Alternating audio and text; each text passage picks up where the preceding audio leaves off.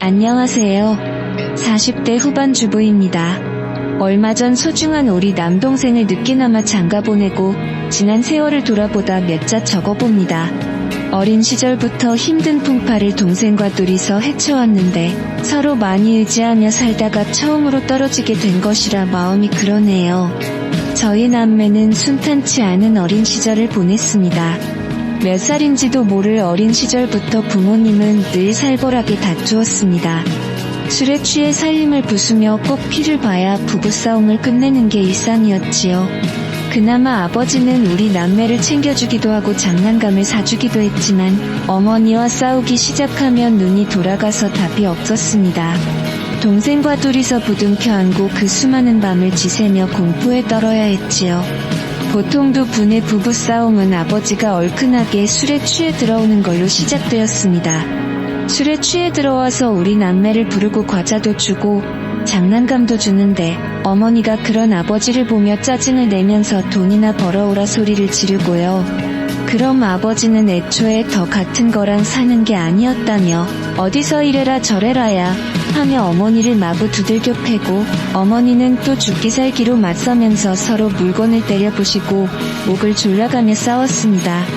그러다 아버지는 또 에이 이놈의 집구석 하고 훌쩍 집을 나가버리고 어머니는 소주를 발짝으로 사다 마시면서 우리를 실컷 때리고는 쓰러져 잠들곤 했습니다. 아버지는 집을 나갈 때는 우리 남매를 조금도 돌아보지 않았지요. 그래서 어머니가 술에 취해 잠들면 살그머니 옆집의 문을 두드려 이웃 할머니에게 밥을 조금 얻어먹기도 했습니다.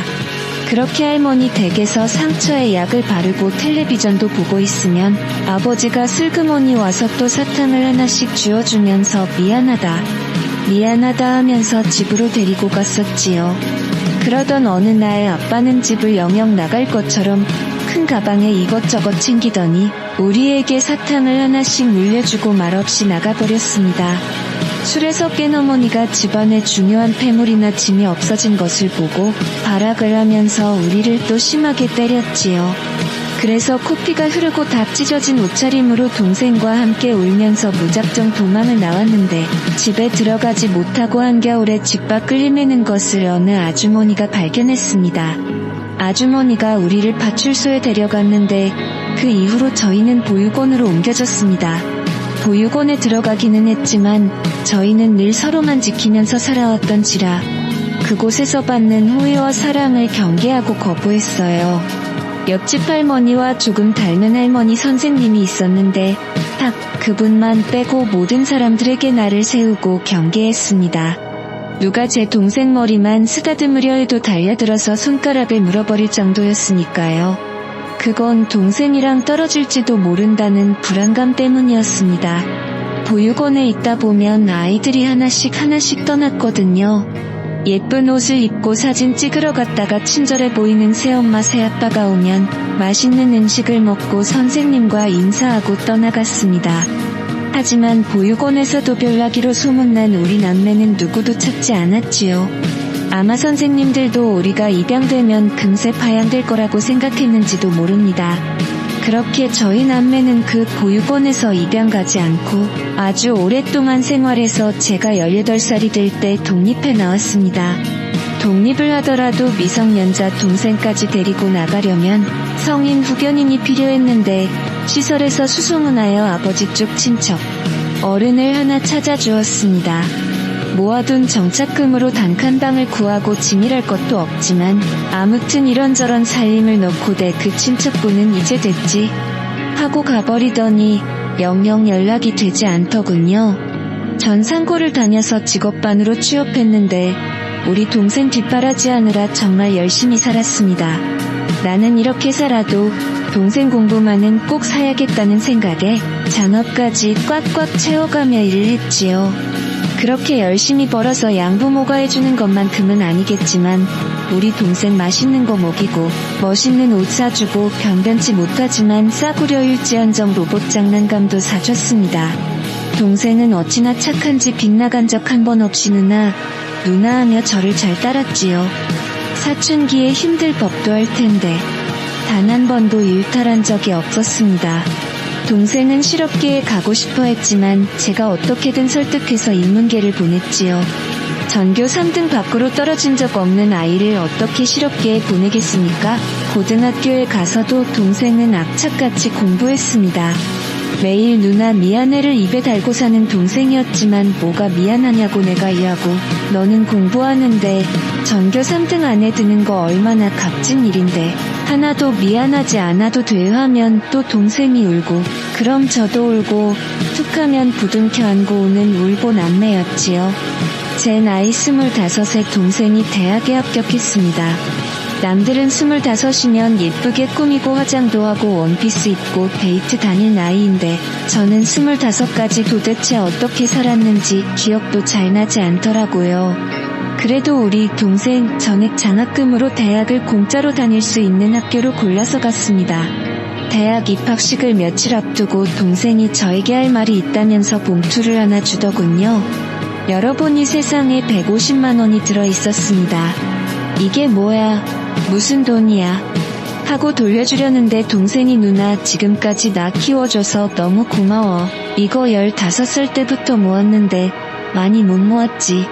사실 200만 원 모으고 싶었는데 자율학습할 때 컵라면 사 먹느라고 200은 못 채웠네. 하더라고요. 저희 울보 남매는 또 그날 단칸방에서 주저앉아 부둥켜 안고 울었습니다. 목이 에어서 목소리도 잘 나오지 않았지만 잘 자라줘서 너무 고맙다고. 우리 정말 고생했다. 지켜주는 부모도 없는데 보란듯이 잘 해냈어 하며 꺼이꺼이 울었지요. 그렇게 동생은 대학에 입학하고 생활비는 아르바이트를 해서 직접 마련하더군요.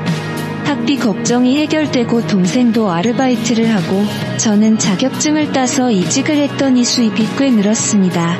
1년 정도 지나니 이제 좀 살만해진다는 생각이 들더라고요. 그때 한 남자를 만났습니다. 제 생애 처음으로 동생이 아닌 누군가에게 마음을 열고 이야기를 할 수 있는 상대였어요. 상냥하고 젠틀하고 무엇보다 제 이야기에 귀를 많이 기울여주는 사람이었습니다. 자기도 어릴 때 부모님 때문에 마음고생을 많이 했다고 사람들의 편견에 힘든 시간도 겪었다고 하며 저를 보듬어 주더군요. 그러면서 자기 어린 시절 이야기를 들려주는데 어머니는 동네에서 물러나기로 유명한 여자라 수시로 바람을 피고 나중에는 결국 아버지와 이혼을 해서 먼 지역에 산다고 하더군요. 배다른 동생이 넷이나 있고 남자는 셀 수도 없이 많이 만났는데 학교 갔다 집에 오면 집 앞에서 친구 엄마가 내 서방 뺏어간 년이라며 소리를 질러서 창피했던 적이 한두 번이 아니라 했습니다. 학교에 가면 친구들한테 창녀의 아들이라며 손가락질을 당하고 아버지마저 지병으로 고생하셔서 생활비를 충당하려고 과외를 수십 개를 하며 몸을 축냈다 하더군요. 그나마 공부는 잘했으니 다행이었다며 웃는데 그 사람 얼굴에서 저와 제 동생이 보이더라고요. 그래서 조심스럽지만 더욱 가까워질 수 있었습니다. 그 사람은 저희 동생한테도 아주 잘해줬어요. 친형제처럼 생각하라며 그 또한 넉넉지 않은 형편이었지만 우리 동생 군대 갈 때 이것저것 조언도 많이 주고 입대하는 날도 함께 갔었습니다. 돌아오는 길에 펑펑 눈물을 쏟아내는 저를 말없이 토닥거려준 것도 바로 그 사람이었어요. 만약 그때 그 사람 없었다면 저는 혼자 남아 어떻게 됐을지도 모릅니다.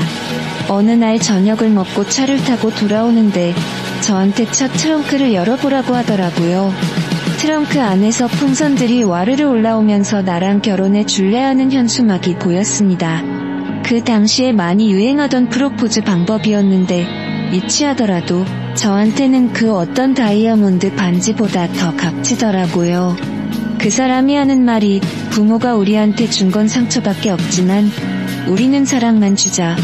예쁜 아이도 낳고 그래서 우리 구하게 키우자 하며 꼭 안아주더라고요. 그렇게 저희는 결혼을 약속하고 본격적으로 결혼식을 준비하게 되었습니다. 그런데 참 운명이란 알 수 없는 일인가 봅니다. 결혼식을 앞두고 근 10년간 연락이 없던 친아버지가 나타난 겁니다. 동생도 없을 때라 어찌해야 할지 모르겠었는데 회사 앞 커피숍에서 만난 아버지는 정말 많이 늙어있더군요.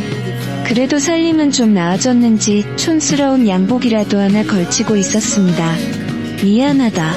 오랜만에 만나는구나 하는데 그나마 어릴 때 우리 손에 과자 하나 사탕 한 쪽이나마 들려줬던 아버지여서 그런지 저도 모르게 눈물이 막 터져 나왔어요. 왜 이제 왔어요?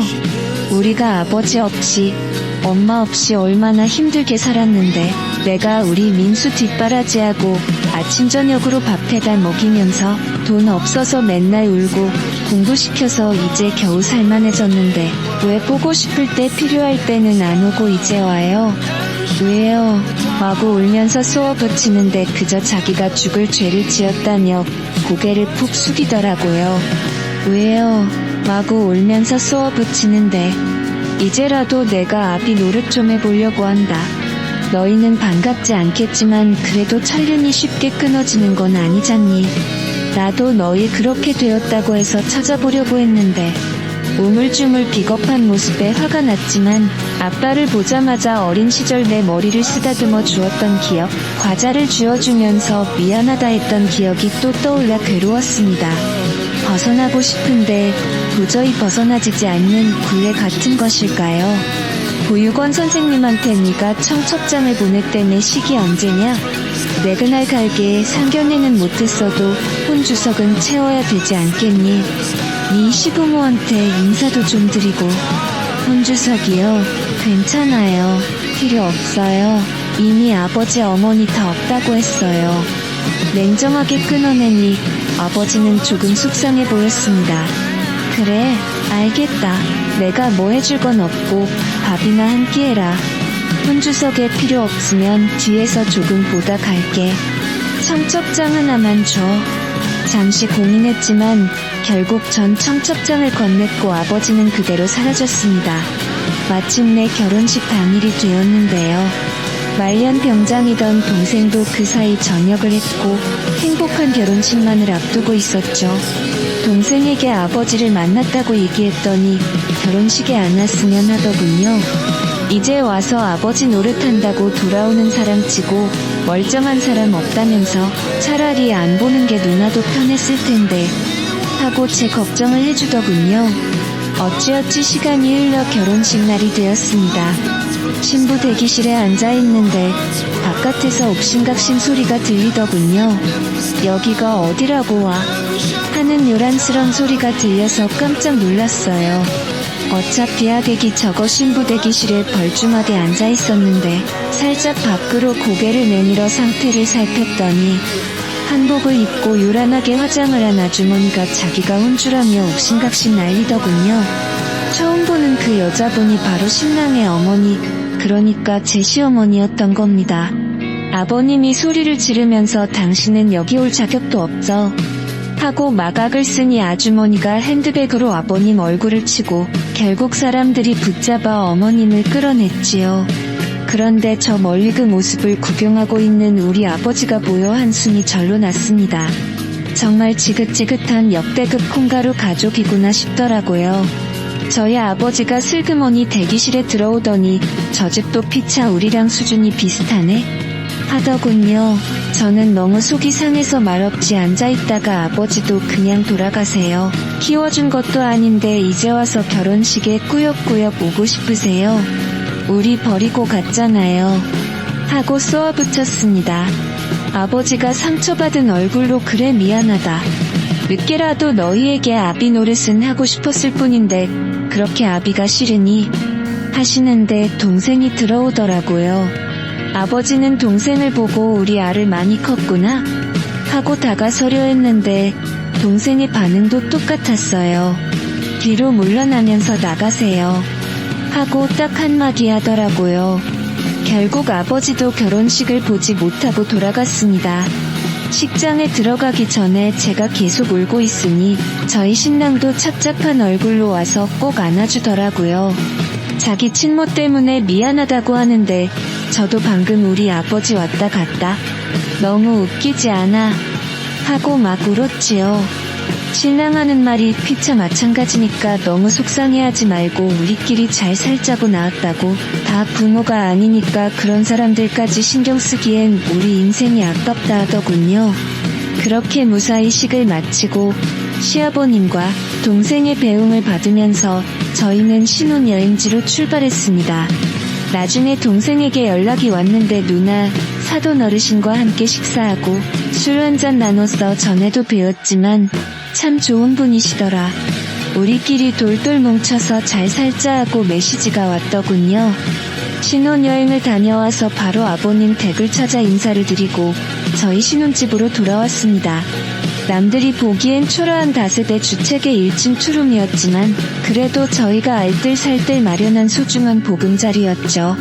그런데 현관문을 열자마자 이상한 느낌이 들더라고요. 보잘것없고 소박하지만 그래도 신혼이라고 깔끔하게 정리를 해두고 갔는데 현관에 들어설 때부터 술찌든 내가 진동을 했습니다. 신발이며 겉옷이 널브러져 있을 뿐만 아니라 거실방에는 누가 시켜먹고 남긴 배달음식과 술병이 나뒹굴고 있더군요. 하루 이틀 있었던 게 아닌지 싱크대에 씻지 않은 그릇이 마구 쌓여 있더군요. 너무 놀라 다리가 휘청거리는데 신랑이 안방을 가리키더군요. 안에서 코 고는 소리가 들려왔습니다. 집안이 마치 폭격을 맞은 듯 누군가 집안에서 며칠 동안 생활을 하고 저희 안방에서 버젓이 자고 있는 것이었어요. 안방에 들어가 보기엔 저희가 너무 무방비 상태라 우선 살금살금 물러나와 경찰에 신고부터 했습니다. 집 뒤로 돌아가 보니 진작 허술하다 생각했던 창틀이 뜯겨 있더군요. 낡고 오래된 빌라촌이어서 경보 시스템 같은 것도 없고 혹시 도둑이라도 들까봐 신혼여행 다녀와서 꼭 방범창을 새로 달기로 했던 그 창이었습니다. 신랑이 잠시 안쪽을 들여다보더니 정말 착잡한 표정으로 한동안 말이 없었습니다. 저도 그 표정을 보고 혹시나 하는 생각이 들어 말이 없어졌습니다. 우리 아버지인가, 우리 아버지가 옛날 버릇 못 주고 이 집에 와서 술이라도 퍼마셨나 하고요. 경찰이 도착해서 바로 안으로 들어가서 두 사람을 끌어냈는데요. 알몸으로 실어라기 하나 걸치지 않고 술이 떡이 되어 비틀비틀 걸어 나오는 사람은 하나가 아니라 둘이었습니다. 한 명은 놀랄 것도 없이 저희 친부였고 다른 사람은 시어머니더라고요. 제가 정말 그러면 안 되지만 그 순간 이성을 잃고 부엌에 달려가 시커를 뽑았습니다. 칼자루를 손에 딱 잡아